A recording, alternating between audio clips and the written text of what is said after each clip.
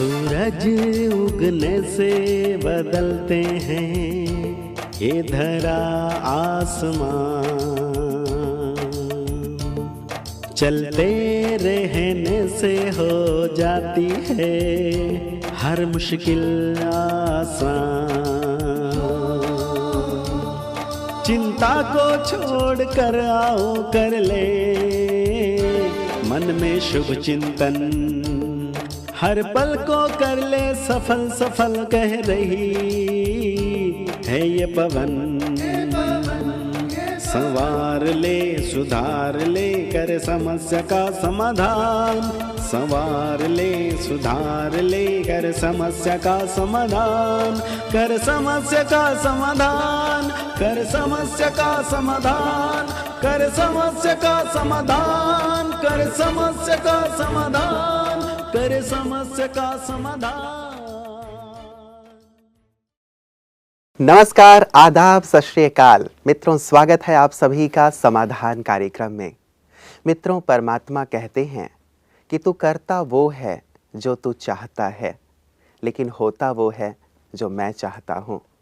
तू वो कर जो मैं चाहता हूँ, तो वो होगा जो तू चाहता है। वास्तव में इच्छाओं और कामनाओं के पीछे भागते भागते शायद हमने ईश्वर को आज के दौर में भुला दिया है।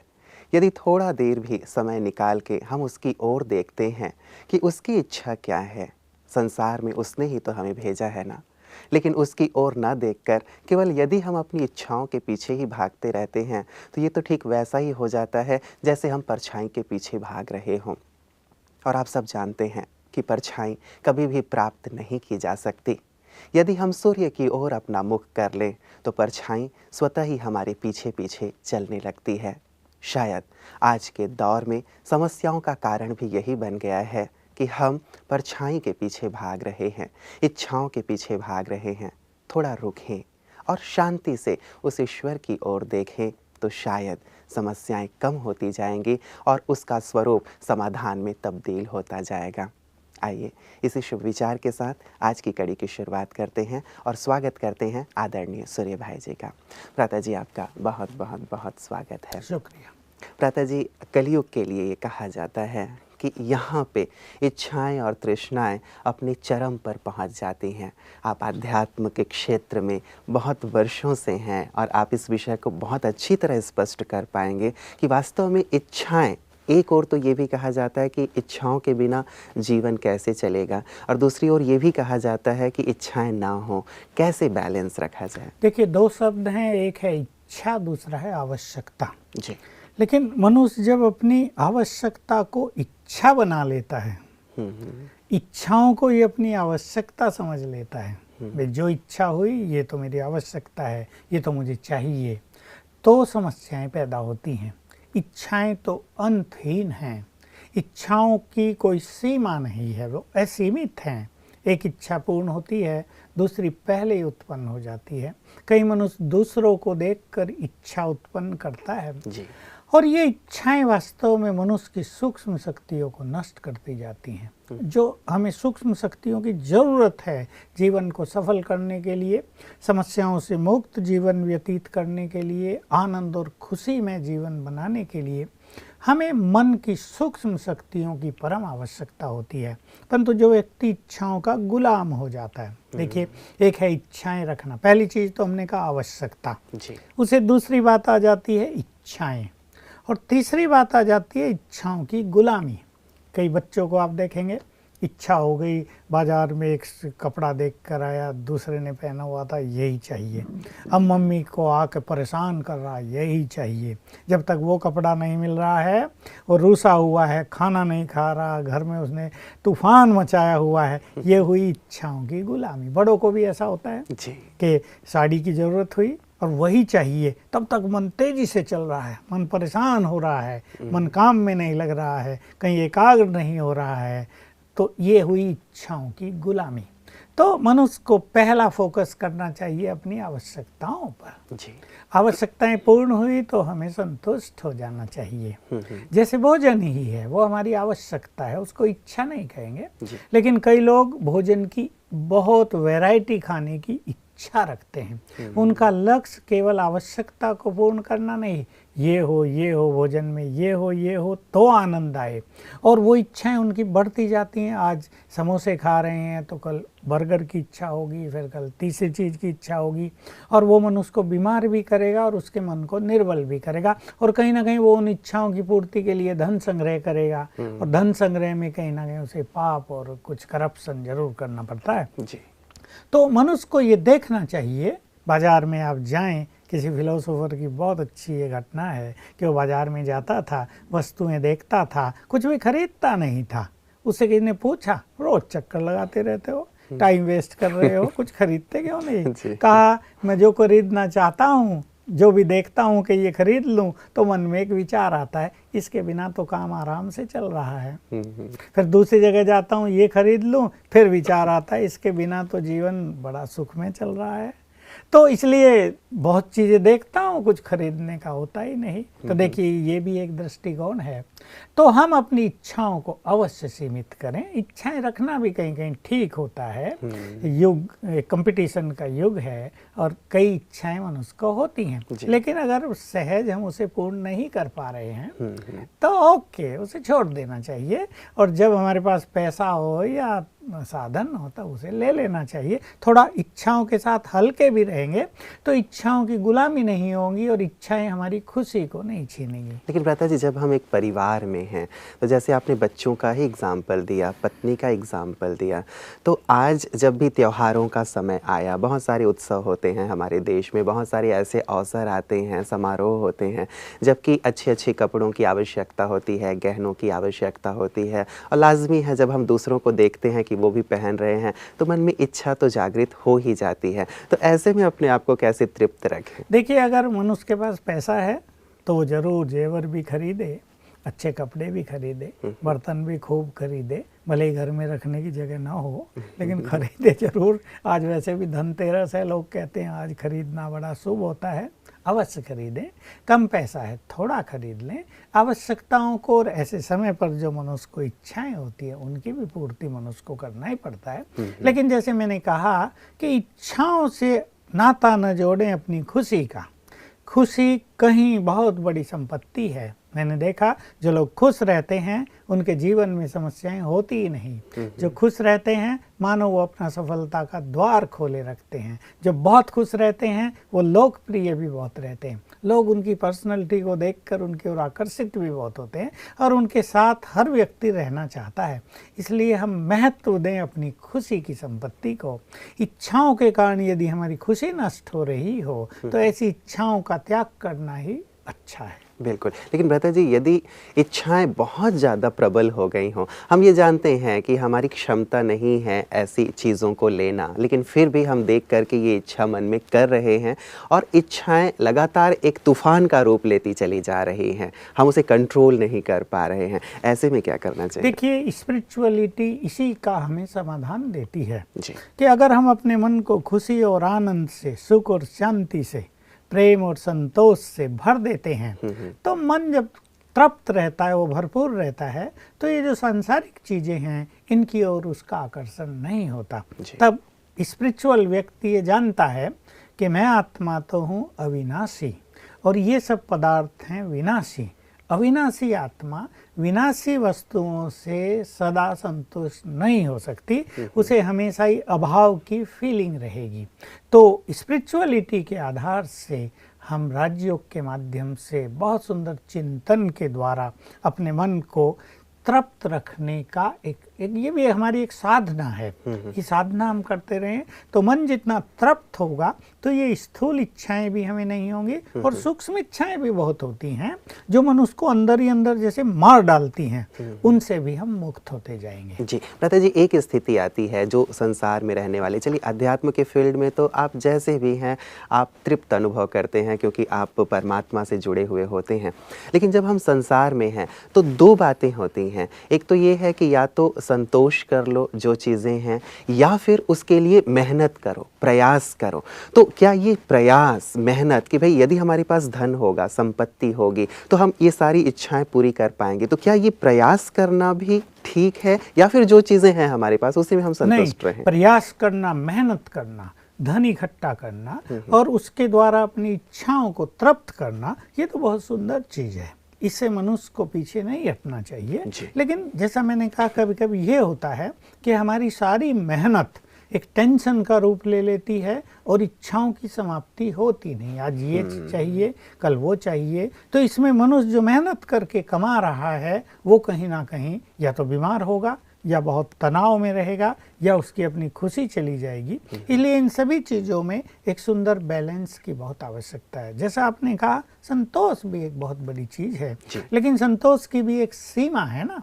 अब कोई व्यक्ति, उसके पास कुछ नहीं है, वो सूखी रोटी खाता है अचार से और वो उसमें संतुष्ट रहता है, ये एक बहुत अच्छी क्वालिटी है। लेकिन कहीं ना कहीं उसको ये इच्छा तो ज़रूर होगी ना, मेरे पास भी अच्छा भोजन हो।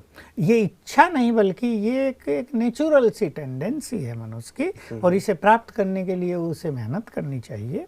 और जब मनुष्य की इच्छाएं अच्छी होती हैं, मतलब वो बेतुकी इच्छाएं नहीं, वो परेशान करने वाली इच्छाएं नहीं, तब उसकी मेहनत अवश्य रंग लाती है। क्योंकि मनुष्य, वैसे तो स्पिरिचुअलिटी में एक बहुत सुंदर सिद्धांत है कि जब मनुष्य निष्काम रहता है तो उसे सब प्राप्तियां स्वतः ही होती रहती हैं।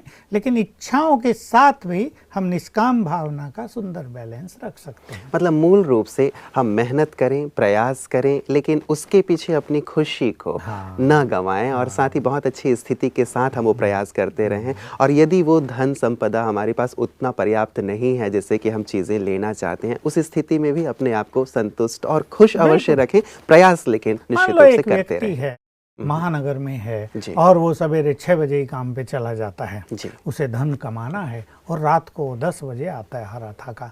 वो धन बहुत अच्छा कमा लेता है मास में या साल में, लेकिन फिर भी वो उन इच्छाओं की पूर्ति नहीं कर पाता जिसकी उसने कभी कल्पनाएं की हैं, जो विजन बनाई। उन्हें सोचा था मेरे पास एक सुंदर बंगलो होना चाहिए। महानगरों में जैसे मुंबई जैसे में कई करोड़ का मिलता है, अब वो बेचारा रात दिन मेहनत कर रहा है।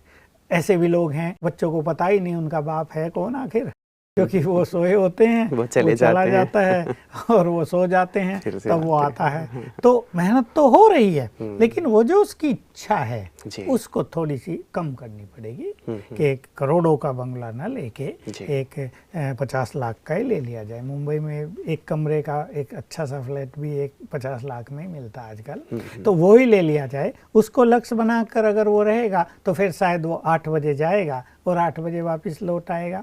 तो उसको अपने परिवार से मिलने का, प्यार बांटने का, खुशी बांटने का, खुशी लेने का और परिवार से मिलजुल के समस्याओं को समाधान करने का एक सुंदर मौका मिलेगा। नहीं तो उसका जीवन एक भागदौड़ का जीवन बन जाता है और न वो उतना कमा पाता जितनी उसको आवश्यकता है, और कहीं ना कहीं ये तृप्ति बनी रहती है। बिल्कुल, इस भाग दौड़ में ही शायद बहुत सारी बीमारियों का घर भी बन जाता है, तो सुख के बजाय दुख ही आ जाता है। भ्राता जी, एक मानसिकता भी व्यक्ति की है, इस पे भी थोड़ा स्पष्टीकरण चाहूंगा कि बहुत धनाढ्य लोग भी जिनके पास सभी प्रकार के साधन उपलब्ध हैं, घर में स्विमिंग पूल है, बड़ा सा बगीचा है, आलीशान रूम है, बंगलो है, बहुत सारे उनके फ्लैट्स आदि भी हैं, तो धन संपदा होते हुए भी वो लोग खुश नहीं हैं, तृप्त नहीं हैं। तो यहाँ भी एक प्रश्न उठता है कि वास्तव में खुशी किस चीज़ में है? जिनके पास ये सब भी है वो भी खुश नहीं है, और एक जो नीचे के तबके का व्यक्ति है, मध्यम वर्ग का व्यक्ति, वो ये सोच रहा है कि मेरे पास बंगलो हो जाए तो मैं खुश हो जाऊं। इच्छाओं के रूप फिर सूक्ष्म होते जाते हैं जी,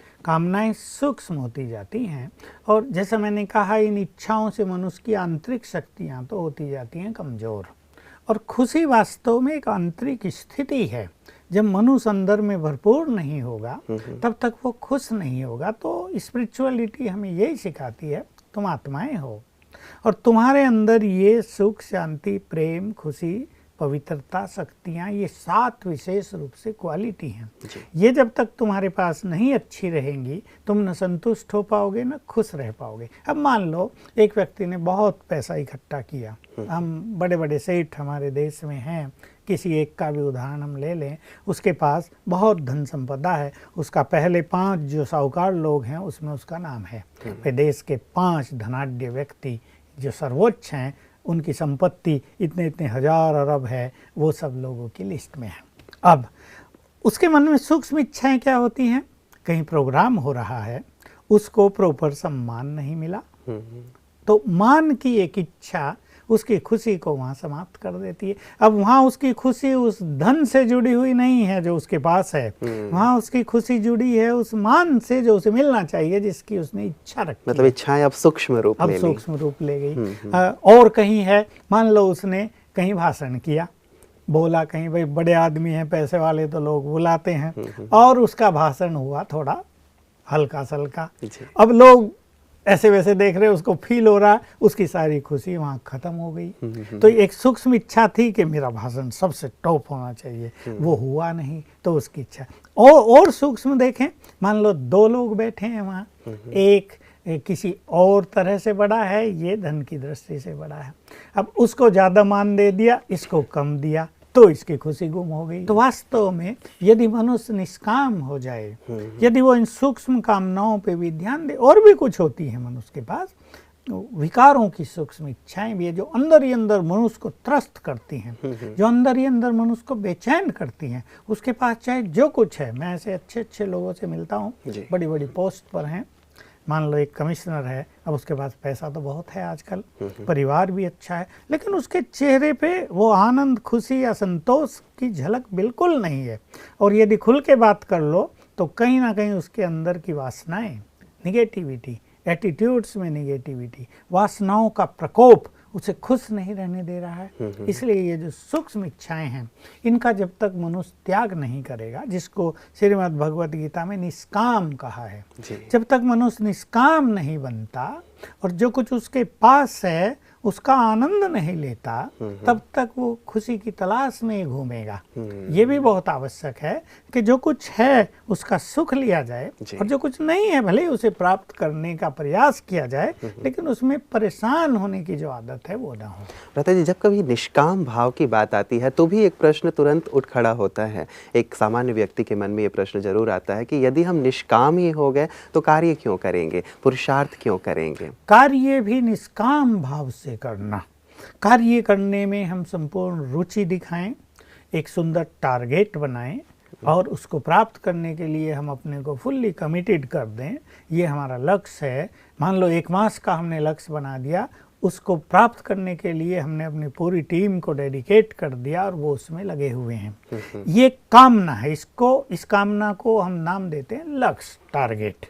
ये वो कामना नहीं है जो मनुष्य को परेशान करेगी, ये वो कामना है जो मनुष्य को सुख देगी। अब उसने देखा कि 30 साल में मुझे वहाँ पहुँचना है और हम 5 कदम बढ़ चुके हैं, बढ़ना था 4 ही पर हम 5 बढ़ गए, तो उसकी खुशी का ठिकाना नहीं रहेगा। उसको लगेगा हम तो 25 दिन में ही उस लक्ष्य को प्राप्त कर लेंगे। तो ये हुई श्रेष्ठ कामना। श्रेष्ठ कामनाओं से मुक्त होने की आवश्यकता नहीं।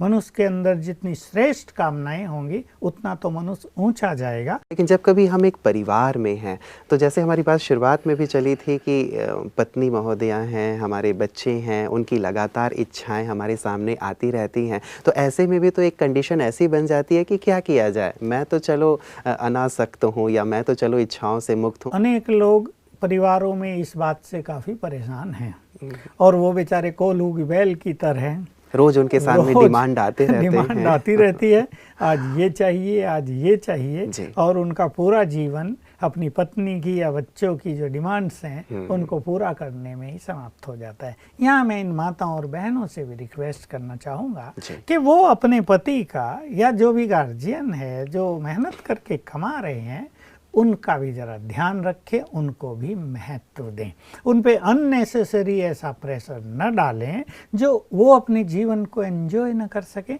देखिए, पति पत्नी बहुत गुड फ्रेंड्स होने चाहिए, होते ही हैं, पर आजकल क्योंकि परिस्थितियां विषम हो गई हैं तो कहीं कहीं शत्रु भाव भी पैदा हो गए हैं। लेकिन पति पत्नी को मुख्य रूप से, सामान्य रूप से अच्छे मित्र होना चाहिए, और मित्र वो जो एक दूसरे को सहयोग करे, जो आवश्यकता में एक दूसरे का सच्चा हितैषी बने। तो कहते भी हैं, friend in need, a friend in deed. तो वास्तव में मान लो पत्नी ने इच्छा जाहिर की कि बहुत अच्छा कोई हार बिक रहा है और वो इतने पैसे का है और बहुत अच्छा मुझे चाहिए, लेकिन पति कहता है कि अभी तो ये संभव नहीं है, लेकिन हम कोशिश करेंगे, थोड़ा समय बाद इसको ले लें। तो यहाँ पत्नी का कर्तव्य है कि वो कोऑपरेट करें, कि हाँ कोई बात नहीं, ये है, जब कभी होगा हम ले लेंगे, बहुत अच्छी चीज़ है, हमारे पास होनी भी चाहिए, एक संपत्ति के रूप में भी रहेगी। तो इसको कहते हैं सच्ची मित्रता। लेकिन अगर पत्नी कहती है मुझे तो चाहिए ही, चाहे तुम खुद बिक जाओ, मुझे उसकी चिंता नहीं है, तुम भले ही जाओ, दास बन जाओ किसी के, पर मुझे तो ये चाहिए, ये है शत्रु भाव, ये सच्चा प्रेम नहीं है, ये निस्वार्थ भावना नहीं है, ये पति पत्नी के संबंधों को निर्मल करने वाली स्थिति नहीं है। ऐसे ही बच्चों को भी देखिए, हम छोटे थे, हम अपने अनुभवों को याद करते हैं। हमारा बचपन गांव में बीता, साधारण परिवारों में। हम देखते थे, बिल्कुल ध्यान रखते थे कि हमें उतना ही खर्च करना चाहिए जितना हमारे पिताजी की क्षमता है। भाई गांव में खेती होती है, किसानों के पास उन दिनों धन तो ज़्यादा नहीं होता था, बाकी खाने पीने का तो सब होता ही था, धन कम ही होता किसानों के पास। अब तो किसानों की स्थिति बहुत सुधर गई, लेकिन अब से 55-60 साल पहले वो सब स्थिति नहीं थी। तो हम ध्यान रखते थे कि हमारी किसी डिमांड के कारण हमारे फादर पर दबाव ना आए। वो ये ना सोचे लो भाई इन बच्चों की पालना ने तो मेरा जीवन ही नष्ट कर दिया। तो बच्चों को भी ऐसा ध्यान रखना आवश्यक है कि वो भी अपने पेरेंट्स की, गार्जियंस की क्षमताओं को महसूस करें और उन पर कोई प्रेशर ना आने दें। और दूसरी बात, अभी रही बात पति की या कमाने वाले की या गार्जियन की, अब उससे बच्चे या पत्नी बहुत डिमांड कर रहे हैं, तो उसको भी एक सद्विवेक होना चाहिए, एक सुंदर बैलेंस रखना आना चाहिए और सुंदर शब्दों का प्रयोग करना चाहिए, ताकि वो उन्हें कन्विंस भी कर दे। मान लो चीज न भी दे पाए, लेकिन अपने सुंदर शब्दों से उन्हें कन्विंस तो कर ही दे। वो बिगड़ न जाए कि बस तुम तो जब मैं आऊँ डिमांड लिए खड़ी होती हो और मेरा जीना ही मुश्किल कर दिया, मैं तो इस घर में आऊँगा ही नहीं। ऐसे वैसे वो अपनी स्थिति को और घर के वातावरण को निगेटिव ना कर दे। ठीक, वो भी बहुत सॉफ्ट रहे। ओके, तुम्हारी ये इच्छा है ना, पूरा प्रयास करेंगे, अब नहीं, थोड़ा ठहर के। तो अगर प्रेम पूर्वक, सम्मान पूर्वक उनकी इच्छाओं को यहाँ सम्मान देना आवश्यक होता है। होता क्या है, हम दूसरे की बात को जब तुरंत काट देते हैं तो दूसरा भी अग्रेसिव हो जाता है, होता है। तो यहाँ गड़बड़ होती है। इसलिए उस समय हाँ कर लेना, ये शिव बाबा ने हमें सिखाया और हमारी दादी जी प्रकाश मणि ये बहुत सिखाती थी कि उस टाइम तो हाँ कर लो। मान लो दादी जी से किसने कोई डिमांड रखी, दादी जी मुझे ये चाहिए, दादी जी कहती थी अच्छा देखते हैं, करेंगे। फिर भले ही 2 दिन के बाद कह दे भाई ये तो नहीं हो सकता, तो मनुष्य को गुस्सा नहीं आता था, वो सब चलो दादी जी ने उस पे विचार तो किया, संभव है, बिल्कुल। और फिर दादी ऐसा करती थी कि समय देख कर जब वो चीज है तो उनको दे देते। आजकल बच्चे बड़े तूफानी हो गए हैं, वो तब तक शांत नहीं होते हैं जब तक कि उनकी इच्छा पूरी नहीं की जाती, पूरे घर को वो अपने सिर पे उठा लेते हैं। ऐसे में पेरेंट्स के लिए बहुत ज्यादा परेशानी हो जाती है, क्या करें ऐसे में? ये प्रैक्टिकल बात है। इसमें भी यही बात है कि अगर माँ बाप की मन की स्थिति अच्छी रहेगी तो बच्चों को समझा बुझा के शांत कर देंगे, उनकी इच्छा का मान रख लेंगे और कुछ दे भी देंगे।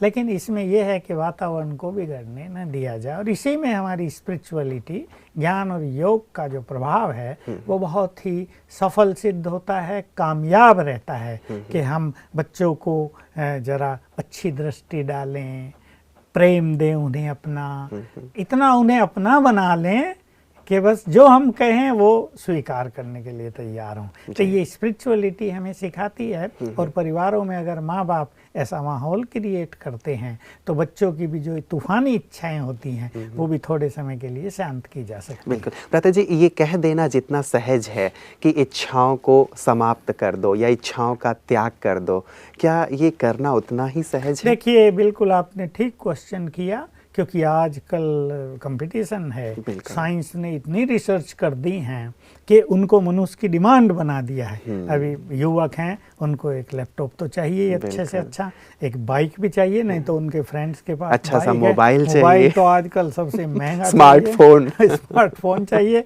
अब ये चीजें हैं और कंपटीशन भी है और दूसरों को भी देखते हैं। अच्छा, और ये चीजें ना हो तो अपने आप को बहुत पिछड़ा हुआ महसूस करते हैं। लोग कहेंगे इनके माँ बाप शायद गरीब हैं या इनके पास शायद कुछ नहीं है, ये पिछड़ेपन में है। अनेक बातें बच्चों को सुनने को मिलती हैं तो उनकी बात तो ठीक होती है। फ्रेंड सर्किल में और एक अच्छे रुहाव से रहने के लिए हर व्यक्ति चाहता है मेरे पास, मैं भी जब कॉलेज जाऊं तो फर्स्ट क्लास बाइक हो, तेजी से जाके ब्रेक लगा के खड़ा करूं, लोग खुश हो जाएं कि हाँ ये भी कुछ है। एक समझदार मनुष्य को सोचना चाहिए कि जीवन केवल छोटी छोटी इच्छाओं को पूर्ण करने से पूरा नहीं हो जाएगा, जीवन कुछ और भी है। इसमें हमें निरंतर सफलता भी चाहिए, इसमें संबंधों में हमें प्यार भी चाहिए, इसमें जीवन में बहुत खुशी भी चाहिए और हमारा जीवन ऐसा भी हो जो तनाव से मुक्त रहे, हम अपने को बिल्कुल भरपूर महसूस करें, किसी भी तरह का अभाव हमारे जीवन में महसूस न हो। इसके लिए ध्यान रखना है कि हमें आत्मा की उन्नति अवश्य करनी है, अपनी मन की शक्तियों को अवश्य बढ़ाना है, अपने अंदर स्पिरिचुअल पावर लानी है। ये केवल किसी बूढ़े के लिए, किसी सन्यासी के लिए नहीं, ये युवकों के लिए भी बहुत आवश्यक है। बिल्कुल, बहुत बहुत शुक्रिया व्रता जी। इच्छाओं के ऊपर बहुत ही सुंदर प्रकाश आपने डाला है कि आवश्यकताएं हों लेकिन इच्छाएं ना हो तो कम से कम हो, और एक चीज़ तो बिल्कुल ना हो, वो है इच्छाओं की गुलामी, जो कि हमें बहुत ज़्यादा दुखी कर रही है, बहुत ज़्यादा हमारे जीवन में समस्याएं पैदा कर रही हैं। आज के सुंदर कहें इंसाइट के लिए, आध्यात्मिक प्रकाश के लिए आपका बहुत बहुत शुक्रिया। मित्रों, कहा जाता है कि आवश्यकता फकीर की भी पूरी हो जाती है और इच्छाएं बादशाह की भी पूरी नहीं होती। और हमारे यहाँ एक बहुत अच्छी चीज़ कही जाती है, आप भय बूढ़े तृष्णा भई जवान। ये इच्छाएं और तृष्णाएं तो ऐसी हैं कि आप बूढ़े भी हो जाएं तो भी ये जवान बनी रहती हैं। इसीलिए समझदारी इसी में है कि हम बहुत समझदारी से काम लें, अपनी इच्छाओं को सीमित रखें और जहाँ तक हो सके अपनी आवश्यकताओं के अनुसार ही अपने जीवन का निर्वाह करें। कहते हैं ना कि अपना पैर उतना ही फैलाएं जितनी कि हमारे पास चादर हो। इससे हमारी खुशी भी बनी रहेगी और समस्याएं भी हमारे जीवन में नहीं आएंगी। आज का दिन आपका बहुत बहुत शुभ हो। इन्हीं शुभकामनाओं के साथ नमस्कार।